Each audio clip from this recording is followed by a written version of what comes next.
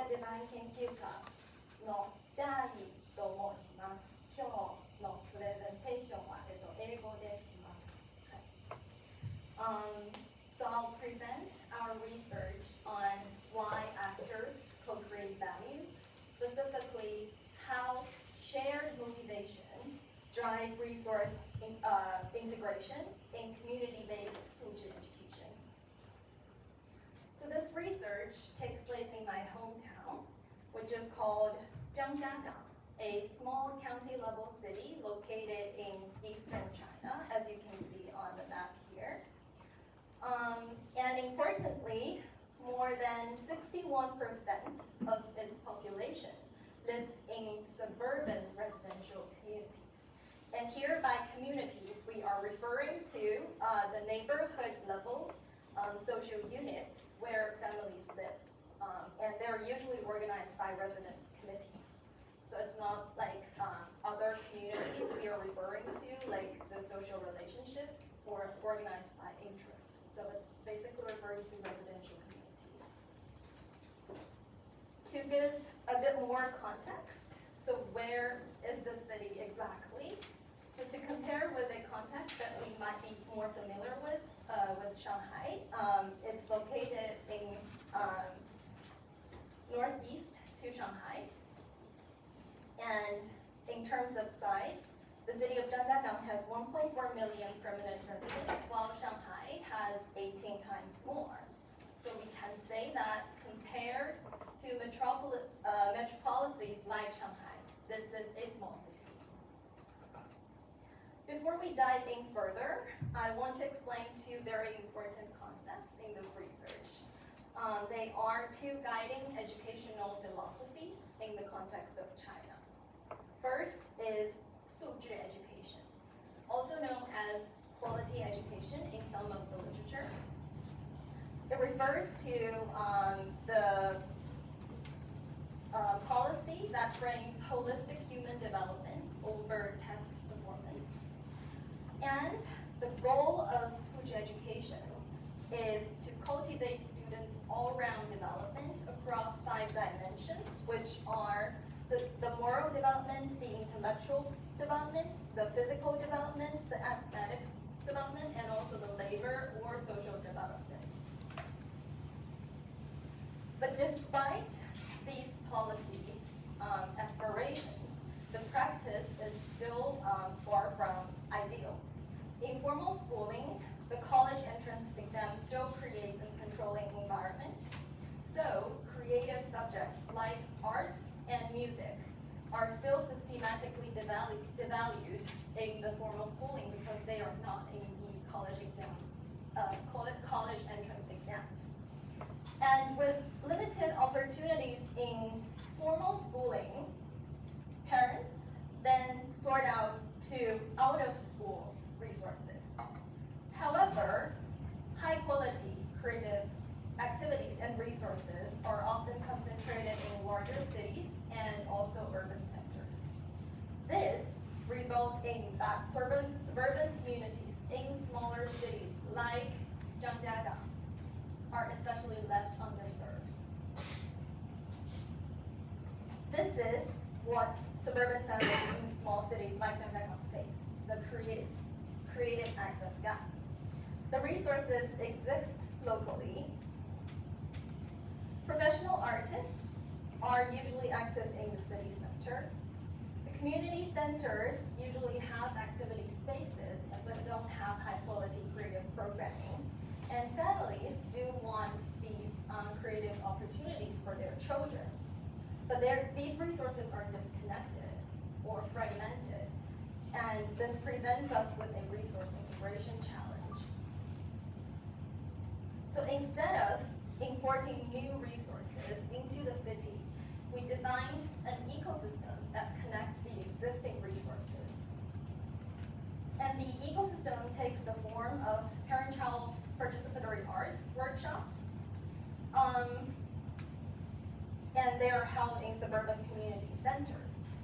In summer 2025, we implemented the ecosystem across 8 suburban communities in the city of Jiayi, which is shown on this map. And we served 110 parent-child dyads in total across the 2 months. And 7 local artists ran workshops across 5 creative themes. They are, or include, fairy tale and animation, so it's about language arts. And then we had blue calico dyeing, it's more about craftsmanship. And then we also had music and stop motion animation, so musicians, music. And then we also had recycled art, so we involved a fine artist. And also, we also had this calligraphy and tile printing theme, and we involved a Chinese calligrapher. And we provide 2 key workshop experiences through all the workshop theme design. The first is artist demonstration. So we deliberately, as you can see on the photo, put all of the artists very close to all the participants. So there are no stage or like any sort of distance between the artist and the participants. And also, we are trying to make artists feel very accessible for the participants. And the second key experience is parent-child co-creation.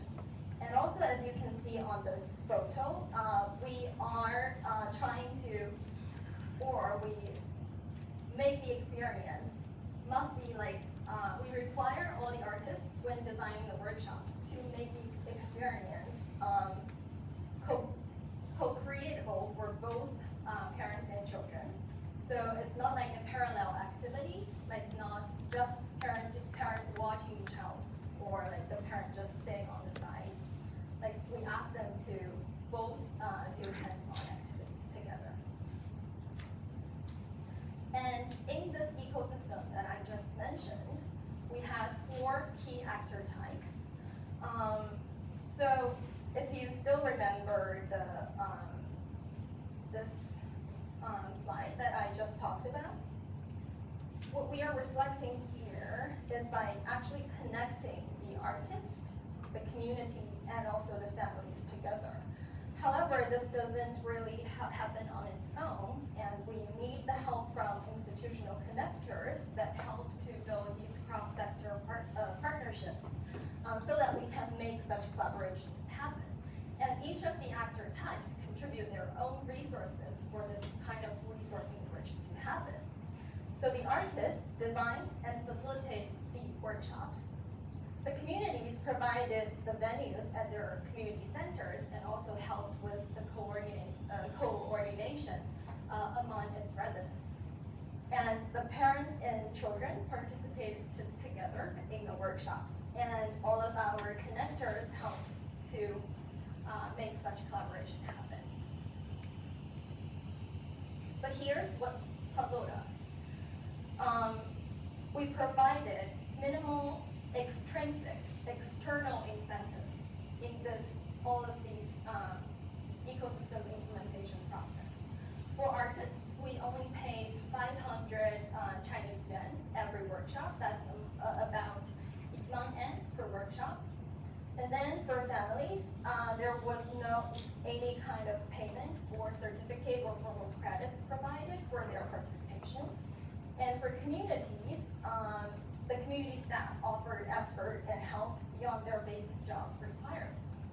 So this gave us a question: what motivated these actors to integrate their resources if there are not like so many external or quote-unquote economic incentives?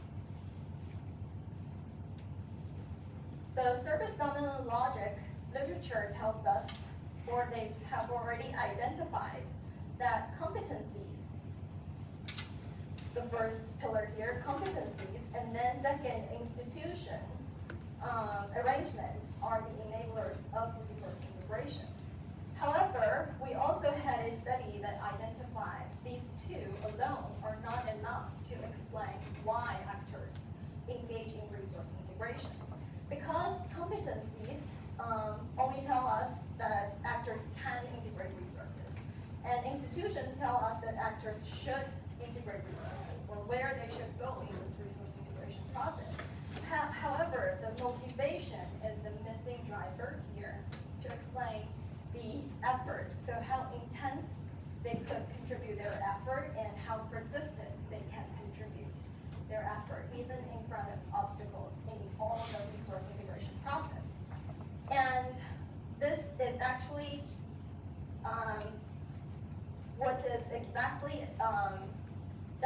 demonstrated in our case. Because competencies and institutional arrangements were basically the same across all the 8 communities, because they were all in the same city and done by the same group of artists. However, the engagements of the actors still vary across cases, across the 8 communities. And this is where analysis of actor motivations should come in, and it's really important in explaining these variances. To analyze the motivation, we brought in and we applied self-determination theory, and specifically one of the many theories of organismic integration theory. And hereafter, I'll use OIT as abbreviation for this theory. So OIT maps extrinsic motivation across 4 different regulations. From the leftmost hand is least motivated and least autonomous. And across this spectrum, we go to be like more and more intrinsically motivated until we reach intrinsic motivation on this right hand side. And external regulation means that people's behaviors are driven by external rewards. And then for introjective regulation means that people are driven by guilt or social pressure. And then when we become more internalized to identified regulation, it means that they identify that this thing has meaning to myself. I identify the value of doing this, then it's identified regulation. Then we come to integrated regulation, which is the most intrinsically motivated, extrinsic motivation. It means that the actor really identify themselves as, they really self-identify to do this because they believe it's part of their identity. And so we used OIT to map all of our actors, 4 different key actors motivation types to the OIT continuum. And how we did it was through all of the data from the summer 2025 implementation. We used surveys, semi-structured interviews with 14 parents, 6 artists, and all 8 community representatives, and also the film documentation from my embedded role as the ecosystem coordinator. And then for analysis, we did it in 2 tiers. So for individual actors, such as the artists and also community representatives, we analyzed their motivation types individually. And for institutional connectors and families, we did an aggregate pattern analysis. And let me share what we found, starting from artists. The most striking finding is actually motivational transformation. Before they engage in the project and after they engage in the project, or if for example, if some artists do multiple workshops, their motivation types actually had transformations in the process. And 4 of 7 artists demonstrated clear movement toward the right-hand side of the spectrum that I just showed. So they become more autonomous in terms of their motivations to contribute. So for example, artist 1 here changed from introjected to identified regulation. So a quote is that at first this artist believed that she was doing me a favor when I invited her. But then, doing her a favor is more like social pressure. So it was more introjected motivation. And then after she really engaged in the project to design and deliver the workshop and engage with all the participants, it become identified. So here, identified. She identified the meaning of doing such project, identify the meaning of contributing to the community. So by doing this, she moved more autonomous on this spectrum. And then we also had artist 3 who had the most integrated regulation. So how he was doing this was after the project finished, he actually proactively reached out to us to say that we could collaborate on a year-long project together. So that was beyond his meaning. He really identifies himself as contributing to it. And then let's talk about the community side, community representatives' motivations. And this is actually the actor types that has the widest range of motivation here, ranging from least autonomous, external regulation to integrated regulation. And the 8 communities profiles are as so, and I want to specifically talk about the most internalized community one. So the community leader really identify herself as her professional identity needs to serve its residents. So she proactively coordinated, really attended to all the workshop quality details, and also showed genuine investment. And on the contrast, we had community 3, which had external regulations. So the evidence was that our field notes and also our documents and also our observations showed that when we were doing pre-workshop arrangements, community 3 was really having no-shows in our venue checks, like pre-arranged venue checks. They just didn't show up. And also unprepared spaces during workshops, and also even over-recruitment of participants without a lot of arrangement. So they were doing minimum requirement of their job, and that was really like external regulation. And for institutional connectors and families, they were both showing identified regulations, and children were the only ones showing intrinsic motivation because they were genuinely enjoying the workshop, finding it really fun to participate. And to summarize all of these motivation types on one slide, over the OIT continuum, we can see the diversity here, and the communities with the most wide-ranged extension on this OIT continuum. And with all these different motivation types, we have a last question to us. So how did actors with such diverse motivation types coordinate effectively? It worked, but like they all had different motivation types. So why did it work? And we have 2 analyses that came up to us. Mechanism 1 is a shared motivation for all-round development, really brought all of the actors together into a common ground. And a second mechanism is that an autonomy supportive context really facilitated actors' internalization across the OIT continuum. We had all of the workshops in community-based settings, which is different from the controlling formal schooling context, and it helps to satisfy the basic needs of all the actors, and this helps with the motivational internalization.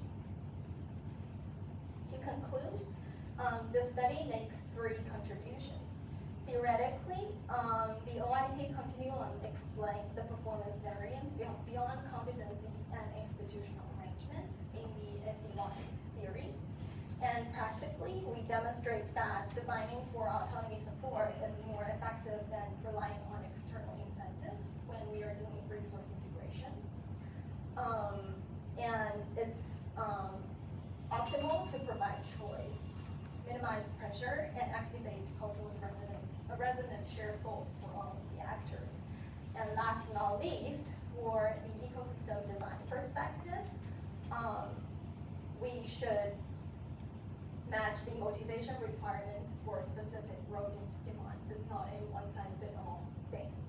So in a nutshell, this study provides a foundation for exploring motivation's role in resource integration. And thank you all. That's all for my presentation.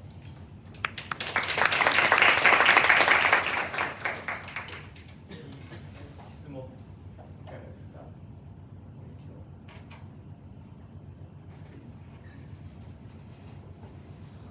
Also from KO Media Design. So the example you gave for the actor changing motivations was pretty clearly one to the other. She said she was doing you a favor, but then realized that she was contributing something. But do you have examples where actors talked about having different motivations at the same time? Like maybe someone talks about how it aligns with their values, but that's not enough motivation. And also there's compensation, but that in and of itself isn't enough. And if you have someone displaying two categories at once, how do you handle that? I think it depends on the specific actor types. So for artists, I believe that, so I think what you were referring to may apply to institutional connectors the most. So usually, in terms of aligning with their goals, for such resource integration to work, it has to align to institutional connectors' goals in terms of their work. But like in terms of artists, I would say in our project, in our research, the artists that we've been working with, yeah, it's very rare for them to ask for external incentives indeed. If they are not willing to do it, they will not sign up at the beginning. Even if they think it's doing you a favor, they still sign, like they still were in at the first place. But like I don't really recall having two types of motivations at the same time. But there were transformations. Thank you. That's a question. When? Okay, I have a simple question. How do you evaluate the outcome of the workshop and related to the motivation? If the motivation is high, the outcome and what the outcome means, so satisfaction or? Yes, thank you very much for your question. So I will say that this research is actually part of my doctoral research. But for this paper, because we are more focusing on the motivation behind the actors, so that's like one step after the outcomes actually. So in terms of how we evaluate the outcomes, it was actually mapped to 3 types of values. So we were seeing, for first type of value is called epistemic value. So that's like if this workshop helped broaden the participants, for example, like horizons in terms of arts and also in terms of creativity, things like that. Because what we are doing is to bring professional local artists into communities so that children and families who didn't really have access to professional artists can now have access. So that's part of epistemic value. And then we also had functional value. That's about having like how participants can gain knowledge or gain skills. And that applies to our, as you can see here, like we had all these different themes of workshops. So how did participants gain different new skills or knowledge through these workshops? And then the last type of value was social and emotional value. So yes, because all of our workshops were done in, because I didn't mention this detail in this presentation, most of our workshops were done in a scale of 15 to 20 participants in total. And all of the families participated in a format of 1 parent plus 1 child. And we also deliberately created a group environment where we asked 2 families to sit on the same table. So in such context, we are actually creating a social environment for all the participants to engage in social learning too. So they engage with their peers. So children engage with children. Parents engage with parents. And then there are also engagement between parents and children. So that's the part of social and emotional learning. So just to summarize, then epistemic value, functional value, and social and emotional values were the three perspectives that we are evaluating outcomes. Okay. Yes. You have many evaluation. Other question or comment? Okay. That's So, thank you very much for your presentation. I just wanted to ask, so when I saw the title of your presentation, I was expecting to hear something about like sampling rate. So like there, you measure, you study about the motivation of the people to participate. Yes. So what about people who didn't participate? Were there any people who rejected to participate in your survey? And then was it like a reverse of, like a perfect reverse of the people who created the value? Like, Yeah, thank you very much for your question. So my answer to this is that we don't really have people who rejected because this was for the, I would say like in this research, participants and actors are kind of different. All of the actors that I mentioned,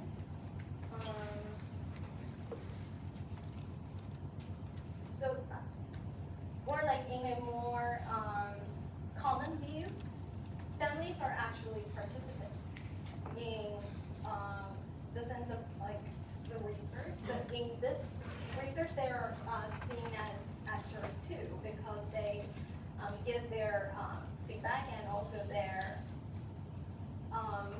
learnings back to the artists and communities too.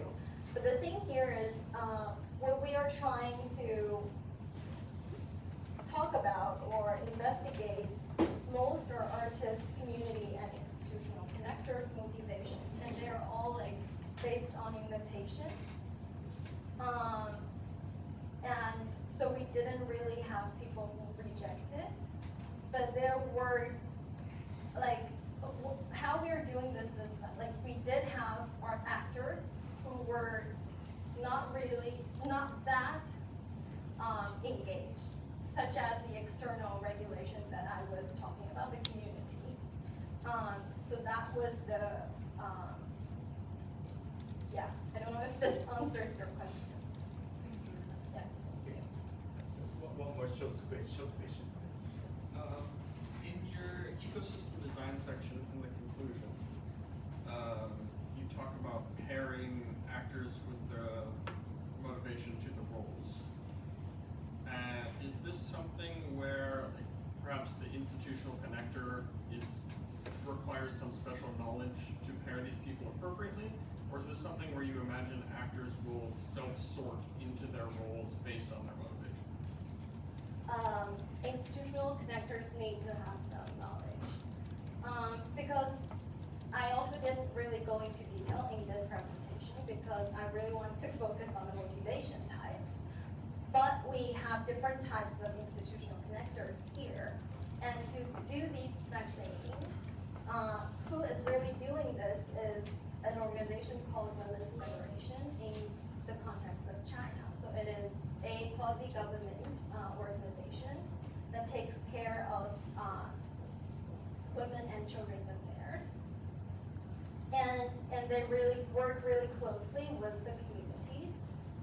So they are taking care of the community side. And on the other hand, we are also cooperating with local artist organizations.